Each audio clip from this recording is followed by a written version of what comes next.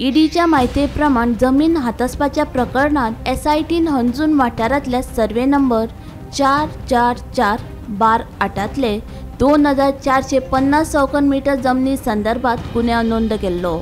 ह्या प्रकरणात कॅनडा रावपी जॉयसे इजाबेल पिंटो हाचे वतीन मुख्यत्यार पत्रधारक आंतोनियो डिकोस्टा हांणी एसआयटी कडेन कागाळ केल्ली।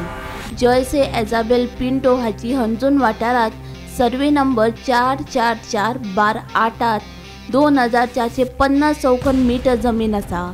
ती जमीन रोहन हलमरकार, मॅथ्यू डिसोजा, देवानंद कवळेकार, पीटर वाज, फेलिक्स नोरेना, आल्कात्रो डिसोजा, जून डिसोजा, थेरेजा डिसोजा, मॅक्सी डिसोजा, टीना डिसोजा, वॉरेनिका डिसोजा हांणी कारस्थान रचून बनावट दस्तावेज तयार करून धुळेर म्हापशेच्या डिसोजा हांच्या नांवार करून घेतली।